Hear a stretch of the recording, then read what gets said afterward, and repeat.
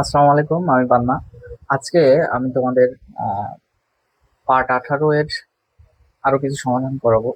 তো এখানে দেখো, আমাদের প্রমাণ করতে বলছে বা দেখাতে বলছে cos 30 degree minus sine square 30 degree সমান cos 60 ডিগ্রি।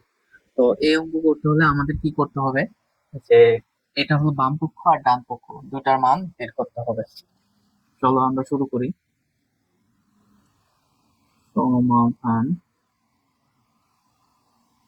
দেখো, তাহলে আমরা এটা যেহেতু বাম পক্ষ তাই আমরা লিখবো বাম পক্ষ। বাম পক্ষে আমাদের দেওয়া আছে cos square 30 degree minus sine square 30 degree. তাহলে cos 30 ডিগ্রির মান কত জানি আমরা? আমরা জানি √3/2। যেহেতু cos এর উপর স্কোয়ার আছে তাই আমরা এটার উপর স্কোয়ার দেবো। আর সাইন 30 ডিগ্রির মান জানি আমরা হাফ, তাহলে হাফের উপর স্কোয়ার দিব আমরা। তাহলে এখানে আমরা কি লিখতে পারি, যে 3/2 মাইনাস 1/4। ও এখানে 2 হবে না, এখানে 4 হবে, কারণ স্কোয়ার 2 এর উপরও আছে তাই 4 হয়ে যাবে। তাহলে লসাগু করলে হবে 4, আর এটা 3 - 1, তাহলে আমাদের হবে 2/4। 2/4 কে কাটাকাটি করলে 1/2 হবে। তাহলে আমরা ডান পক্ষ পেয়ে গেলাম। এখন ডান পক্ষ, দেখো ডান পক্ষ সমান cos 60 ডিগ্রি দেওয়া আছে। তো cos 60 ডিগ্রির মান জানি আমরা হাফ। একটু সাইড নোট করে দিবা যে cos, যেহেতু cos 60 degree equal to half. Okay, এভাবে সাইড নোট করে দিবা। তাহলে আমরা লাস্টে বলতে পারি অতএব বাম পক্ষ সমান ডান পক্ষ দেখানো হলো। যেহেতু দেখাও যে বলছে তাই আমরা দেখানো হলো লিখবো, দেখানো হলো। ওকে, আশা করি অঙ্কটা বুঝতে পেরেছো। এখন আমরা পরবর্তী সমাধান নিয়ে আসবো। দেখো, আমরা আহ একটু আগে যে 12 নম্বর দেখেছি, 12 নম্বরের মধ্যে 13 নম্বরটাও সেম অঙ্ক। তো এটা বাম পক্ষ সমান ডান পক্ষ প্রমাণ করতে হবে। চলো আমরা শুরু করি।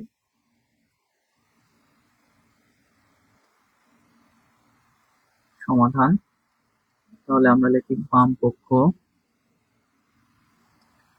দেখো, বাম পক্ষে দেওয়া আছে sine 60 degree into cos 30 degree plus cos 60 degree into sine 30 degree.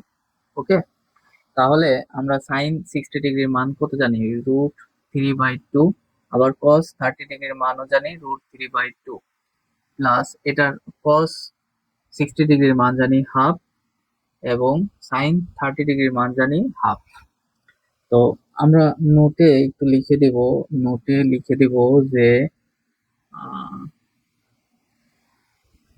যেহেতু সাইন 60 ডিগ্রি ইকুয়াল √3/2, তারপরে cos 60 ডিগ্রি ইকুয়াল এটাও √3/2, এবং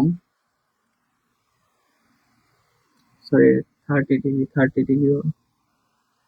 cos 60 ডিগ্রি ইকুয়াল হাফ, আর সাইন 30 ডিগ্রি ইকুয়াল হাফ।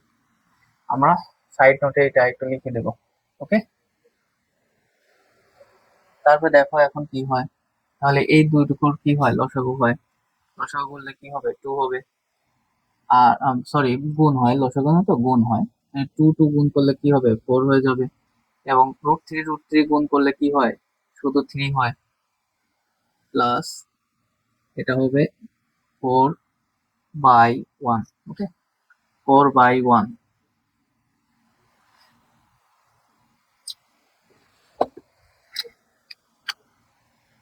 তাহলে এটাকে আমরা কি লিখতে পারি এখন? তাহলে এটাকে আমরা লিখতে পারি 4, উপরেও হবে 4। লসাগু করলে কি হবে? লসাগু লসাগু আমি এক লাইন কম করছি, লসাগু করলে 3 + 1 হবে। তাহলে হলো 4/4। তাহলে এটা সমান সমান হচ্ছে 1। তাহলে বাম পক্ষ সমান 1 হলো। অতএব ডান পক্ষ সমান কত? দেখো, ডান পক্ষ দেখো আমাদের দেওয়া আছে সাইন 90 ডিগ্রি, তাহলে এটা সমান 1 দেবো। আর ব্র্যাকেটের মধ্যে লিখে দেবো যেহেতু সাইন 90 ডিগ্রি ইকুয়াল 1। ওকে, তাহলে আমরা লিখে দেবো যে অতএব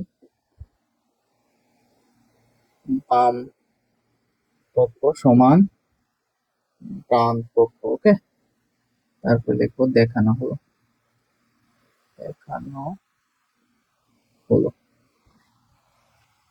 এখন আমরা পরবর্তী সমাধান করব। এখন এখন আমরা 14 নম্বরের সমাধান করব। দেখো 14 নম্বরে বলছে 14 নম্বর ওই 13 নম্বর অঙ্কের মতোই। তো এখানে তোমার 12 থেকে 17 পর্যন্ত যে কয়টা অঙ্ক আছে একই টাইপের অঙ্ক দেখাতে হবে বা প্রমাণ করতে হবে, যেটাই বলো। তো চলো আমরা কথা না বাড়িয়ে এখন 14 নম্বরে অ্যান্সার করি। আমরা এখন লিখি সমাধান।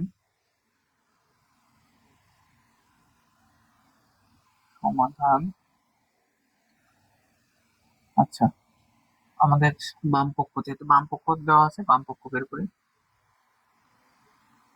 বাম পক্ষ বাম পক্ষ সমান আমাদের দেওয়া আছে cos 60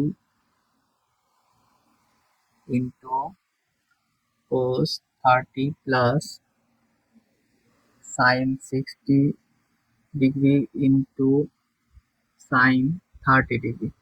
তাহলে cos এর 60 ডিগ্রির মান কত? আমরা cos 60 ডিগ্রির মান জানি হাফ, আর cos 30 ডিগ্রির মান জানি √3/2, প্লাস sin 60 ডিগ্রির মান জানি আমরা √3/2 ইন্টু sin 30 ডিগ্রির মান জানি হাফ। তাহলে দেখো যদি আমরা গুণ করে দিই তাহলে 4 হবে আর উপর হবে √3, প্লাস এটাও তাই হবে √3। এখন যদি লসাগু করে দিই তাহলে 4 লসাগু হলো আর √3 যোগ √3 হলো। তাহলে √3 যোগ √3 যেমন a যোগ a করলে আমরা জানি কি 2a হয়, তাহলে √3 আর √3 যোগ করলে 2√3 হয়। তাহলে এই 2 এই 4 এর মধ্যে কয়বার যাবে? 2 বার যাবে, তাহলে √3/2 হলো। ওকে, তারপরে আমরা এখন লিখতে পারি ডান পক্ষ। অতএব ডান পক্ষ ডান পক্ষ সমান আমাদের দেওয়া আছে cos 30 ডিগ্রি। হ্যাঁ, তো cos 30 ডিগ্রি সমান আমরা আবার জানি √3/2। cos 30 ডিগ্রি মান জানি √3/2। এই জায়গায় অবশ্যই নোট করে লিখে দিবে যেহেতু cos 30 ডিগ্রি ইকুয়াল √3/2। ওকে, তাহলে আমরা এখন আরো বলতে পারি যে অতএব বাম পক্ষ সমান ডান পক্ষ।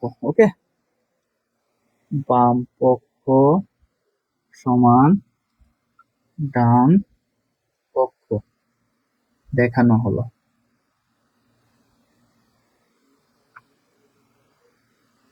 ওকে, দেখো খুব সহজে আমরা কিন্তু এই অঙ্কগুলো সমাধান করলাম। দেখো এই অঙ্কের মূল মন্ত্রই হচ্ছে তোমার এই মানগুলো মুখস্থ থাকতে হবে। আর মান মুখস্থ রাখার জন্য আমি তোমাদের কিছু পদ্ধতি শিখিয়ে দিয়েছিলাম পার্ট 2 তে। তো এই ভিডিওটা আমি অবশ্যই তোমাদের আই বাটনে দিয়ে দিব। হ্যাঁ, তোমরা এগুলো অবশ্যই দেখবা। পার্ট 2টা দেখে তারপরে এই অঙ্কগুলা করতে আসবা, দেখবা যে তোমাদের জন্য সহজ হবে কিভাবে খুব সহজেই একটু সূত্রর মানগুলো মনে রাখতে পারি।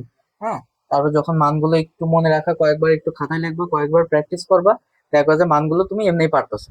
ওকে, তাহলে আজকের মতো এখানেই শেষ। আমরা পরবর্তী সমাধান নিয়ে পরবর্তী পর্বে আসবো ইনশাল্লাহ।